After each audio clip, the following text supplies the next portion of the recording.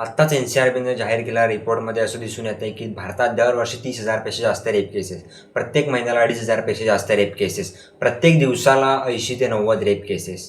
भारतामध्ये फक्त development, infrastructure आणि इकॉनॉमीमध्ये ग्रोथ झाली म्हणजे देशाचा विकास असा होत नाही. देशातल्या महिला किती सुरक्षित आहे याच्याकडे पण लक्ष द्यायला पाहिजे.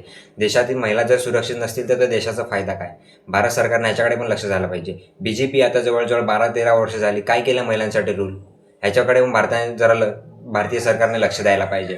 फक्त डेव्हलपमेंट आणि ह्याचे आमदार खासदार पळवायचे आणि ह्याच ज्या रोजच्या गोष्टी घेऊन बसायच्या, ह्याच्याने देशाचा विकास होत नाही.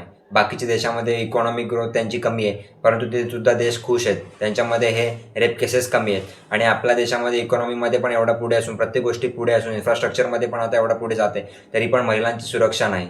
काय आहे असं? का असं आहे? ह्याच्यावर सरकार उत्तर का नाही? त्याचे सरकार काय करत नाही अजूनपर्यंत? का नाही करत? असे प्रश्न सारे पडत आहेत सामान्य सरकारला. याचं सरकारने उत्तर द्यायला पाहिजे. अशाच डेलीच्या कामाच्या इन्फॉर्मेशनसाठी खाली दिलेल्या फॉलो बटनला क्लिक करा आणि व्हिडिओ जास्तीत जास्त शेअर करा. धन्यवाद.